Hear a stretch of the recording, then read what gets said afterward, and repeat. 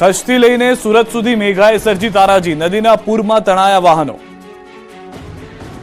સૌરાષ્ટ્ર અને કચ્છમાં ભારે મેઘ ખાંગા થયા છે। અબડાસામાં ભારે વરસાદને કારણે ટ્રેક્ટર તણાયું તો માંડવીમાં પણ પાણીના જોરદાર પ્રવાહમાં કાર રમકડાની જેમ તણાઈ। તો આ તરફ દ્વારકામાં પણ પાણીના જોરદાર પ્રવાહમાં કાર તણાતી હોવાના દ્રશ્યો સામે આવ્યા।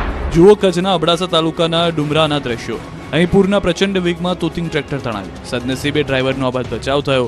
પાણીના ધસમસતા પ્રવાહ વચ્ચે એક ટ્રેક્ટર ચાલક ફસાયો હતો। જો કે ઘટના અંગેની જાણ થતાં જેસીબી મશીન ઘટના સ્થળે પહોંચ્યું અને ડ્રાઈવરને હેમખેમ બહાર કાઢ્યો। આ ઘટના કેમેરામાં કેદ થઈ। આ તરફ કચ્છમાં માંડવીમાં ધોધમાર વરસાદ વચ્ચે એક મોંઘીદાટ કાર પાણીમાં ફસાઈ ગઈ હતી। માંડવી ગુદિયાળા ગામમાં ભારે વરસાદને કારણે કોઝવેમાં કાર ફસાઈ હતી, જેને બહાર કાઢવા માટે સ્થાનિકોએ પ્રયાસ હાથ ધર્યા હતા। તો કલ્યાણપુરમાં ભારે વરસાદને કારણે વ્યાપક તારાજી સર્જાઈ છે। કલ્યાણપુરમાં 11 ઇંચ વરસાદ ખાબકતા મામલતદાર કચેરીની દિવાલ પણ ધરાશાયી થઈ। સોમવારે ખાબકેલા ધોધમાર વરસાદના પાણીના પૂર દિવાલો તોડીને નદીઓમાં જતા રહ્યા નજરે પડ્યા। આ બાજુ દેવભૂમિ દ્વારકા જિલ્લામાં છેલ્લા 5 દિવસથી વરસાદી માહોલ યથાવત છે। વિજલપોર, કેશોદ, ઠાકર શેરડી, ભાડથર સહિતના ગામોમાં વહેલી સવારથી વરસાદ જોવા મળ્યો।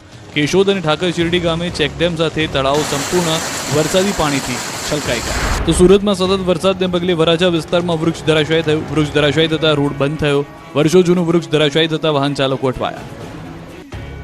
દ્વારકાના ધડેચીમાં ફસાયેલા 9 લોકોને જવાનોએ બચાવ્યા છે।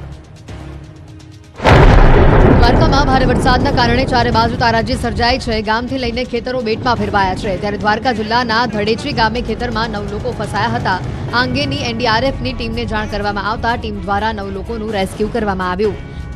ધડેચી ગામે જવાનો મોટી સંખ્યામાં પહોંચ્યા અને પાણીમાં ફસાયેલા લોકોને હેમખેમ બહાર કાઢ્યા।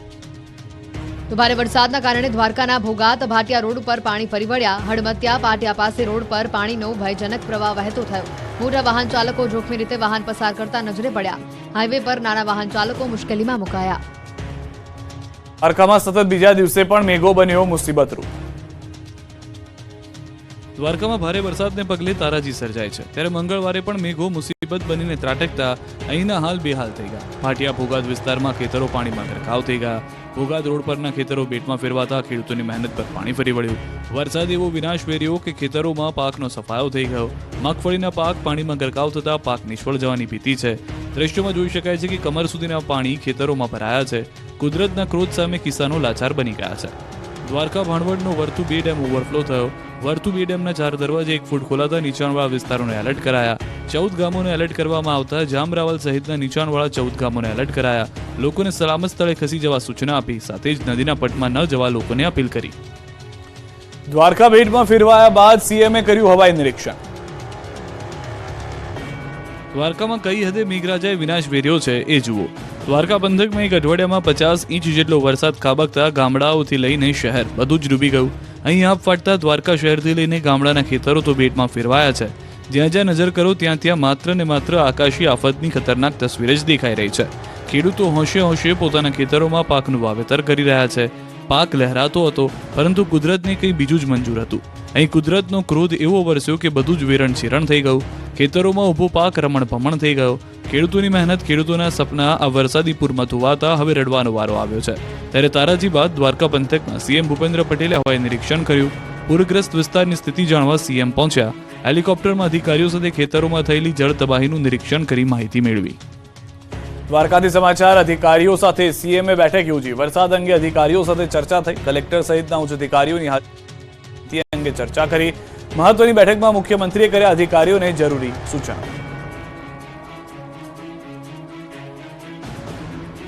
તો દ્વારકાના ખંભાળિયામાં જર્જરિત મકાન ધરાશાયી થયું। રાજુરા રોડ પર જર્જરિત મકાન ધરાશાયી થયું છે। કાટમાળમાં 3 લોકો ફસાયાની આશંકા છે। મકાન ધરાશાયી થતા કાટમાળમાં 3 લોકો ફસાયાની જાણકારી મળતા રેસ્ક્યુ કામગીરી શરૂ કરાઈ છે। સ્થાનિક તંત્ર દ્વારા ફાયર વિભાગની ટીમો સ્થળ પર પહોંચી છે।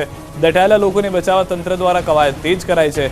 મકાનમાં કુલ 6 લોકો રહેતા હતા, જેમાંથી 3 લોકોના જીવ બચી ગયા છે, જ્યારે હજી પણ 3 લોકો દબાયેલા હોય ત્યારે તે માટે એનડીઆરએફની પણ મદદ લેવામાં આવી શકે છે। સુરત શહેર જિલ્લાની શાળાઓમાં રજા જાહેર કરી દેવામાં આવી છે। ભારે વરસાદને કારણે શાળાઓમાં આવતીકાલે રજા। કલેક્ટરની સૂચનાથી શાળાઓમાં રજા જાહેર કરાઈ છે। જિલ્લા શિક્ષણ અધિકારીએ શાળામાં રજા જાહેર કરી છે। હવામાન વિભાગની આગાહી મુજબ હજુ પણ વરસાદ પડવાની શક્યતા છે, જેને લઈને બુધવારે શાળાઓમાં રજા જાહેર કરાઈ છે। સુરતમાં પૂરે તબાહી મચાવી, અનેક વિસ્તાર પાણીમાં ગરકાવ. સુરતમાં કઈ હદે વરસાદે તારાજી સર્જી છે તે કહેવા માટે આ તસવીરો પૂરતી છે. સુરત જિલ્લામાં મેઘરાજાએ સપાટો બોલાવતા અનેક વિસ્તાર બેટમાં ફેરવાયા. રોડ પર જાણે નદી વહેતી હોય તેવા દ્રશ્યો સર્જાયા. જુઓ સુરતના પૂણા ખંભાળિયા વિસ્તારનો દ્રશ્યો. અહીં ભારે વરસાદ બાદ ખાડીપુરના પાણી ફરી વળતા લોકોને ભારે હાલાકી થઈ. પૂરના પાણીએ આખા વિસ્તારને બાનમાં લેતા ચારે બાજુ પાણી જ પાણી નજરે પડ્યું. શાળામાં પણ પાણી ભરાતા છેલ્લા 2 દિવસથી શૈક્ષણિક કાર્ય ઠપ છે. પાદર ફળ્યું, હળપતિવાસ, ખાડીપુરના પાણીમાં ગરકાવ થયા. અનેક લોકોના ઘરમાં પાણી ધસી ગયા. જીવન જરૂરિયાતની ચીજવસ્તુઓ લાવવા માટે પણ ભારે મુશ્કેલી પડી રહી છે. નજીકમાં આવેલી નેચર વેલી રેસિડેન્સીના 900 પરિવાર ખાડીપુરના પાણીના કારણે ઘરોમાં કેદ થયા. છેલ્લા ઘણા વર્ષોથી ચાલી આવતી ખાડીપુરની સમસ્યાથી સ્થાનિકો ત્રાહિમામ પોકારી ઉઠ્યા છે. તો સુરતનું પર્વત પાટિયા પણ બેટમાં ફેરવાયું. અહીં એવો વરસાદ પડ્યો કે આખો વિસ્તાર જળબંબાકારની સ્થિતિમાં છે. અનરાધાર વરસાદથી સુરતના પર્વત પાટિયા વિસ્તાર આખો ડૂબી ગયો. સીમાડા ખાડી ઓવરફ્લો થતા પાણી બેક મારતા ઘરમાં પાણી ઘૂસ્યા. રસ્તા પાણીમાં ગરકાવ થઈ ગયા. મીઠી ખાડી કાંઠો 40 કલાકથી પાણીમાં ગરકાવ છે. તો સુરતના નેશનલ હાઈવે 48 થી સુરતને જોડતો કડોદરા સરા દરવાજા પાસેનો રોડ પાણીમાં ગરકાવ છે. સારોલી નજીક રોડ પર પાણી ફરી વળતા તમામ વાહનો પાણીમાંથી પસાર થઈ રહ્યા છે. નંદુરબાર ધુલિયાથી તમામ આવતા વાહનો આ રસ્તે સુરતમાં પ્રવેશ કરે છે. સુરતના ગામડાઓ બેટમાં ફેરવાયા. તણાયા વાહનો. આદર્શ નિવાસી સ્કૂલના બાળકોનું રેસ્ક્યુ કરવું પડ્યું. સુરતમાં પડી રહેલા અનરાધાર વરસાદના પગલે ભારે મુશ્કેલી પડી રહી છે. સુરતમાંથી પસાર થતી ખાડીઓના જળસ્તરમાં વધારો થયો છે, જ્યારે સીમાડા ખાડી ઓવરફ્લો થઈ છે, જેના કારણે હાલ પાણી બેક મારી રહ્યા હોવાથી ખાડીપુરની સ્થિતિ ઊભી થઈ છે. સીમાડા ખાડી ઓવરફ્લો થતાં ખાડી કાંઠાના વિસ્તારોમાં પાણી ભરાઈ ગયા છે, ત્યારે સુરતનું બલેશ્વર ગામ બેટમાં ફેરવાયું છે. બલેશ્વર ગામની બદ્રી ગંગા ખાડીમાં ઘોડાપૂરની સ્થિતિ છે. બલેશ્વર ગામમાં પૂરના પાણીમાં લોકો ફસાયા છે. ફસાયેલા લોકોનું રેસ્ક્યુ ઓપરેશન હાથ ધરાયું. વહીવટીતંત્ર દ્વારા બલેશ્વર ગામમાં રેસ્ક્યુ ઓપરેશન કરી 30 થી 35 લોકોને બચાવવામાં આવ્યા. તો પાણી પર્વત પાટિયાની લીલિયા સ્કૂલમાં ઘૂસ્યા હતા. સ્કૂલ કેમ્પસમાં પાણી ભરાતા તળાવ જેવો માહોલ ઊભો થયો. શાળામાં વરસાદી પાણી ભરાઈ જતા રજા રાખવામાં આવી. સ્કૂલ બંધ રખાતા વિદ્યાર્થીઓના અભ્યાસ ઉપર અસર પહોંચી. સ્કૂલના કેમ્પસમાંથી તાત્કાલિક પાણી બહાર કાઢવાની વ્યવસ્થા કરવાની માંગ ઉઠી છે. ત્યારે સરથાણાની એક હોસ્ટેલમાં અટવાઈ પડેલા વિદ્યાર્થીઓનું સલામત રીતે રેસ્ક્યુ કરવામાં આવ્યું છે. સરથાણા વિસ્તારમાં આવેલી આદર્શ હોસ્ટેલમાં ખાડીપુરના પાણી ઘૂસી જતા 45 જેટલા વિદ્યાર્થીઓ હોસ્ટેલમાં ફસાઈ ગયા હતા.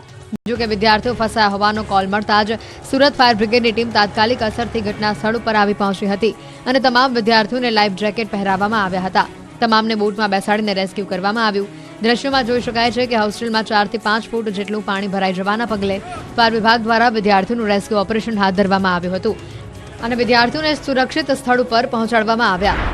સુરતમાં સતત ત્રીજા દિવસે અવિરત વરસી રહેલા વરસાદના પરિણામે રેસુ ભગવાન મહાવીર કોલેજ વિસ્તારમાં હજી પણ પાણી ઓસર્યા નથી. છેલ્લા 3 દિવસથી અહીંયા 2 થી 4 ફૂટ જેટલા વરસાદી પાણીનો ભરાવો થયો છે, જેનો નિકાલ હજી સુધી થયો નથી.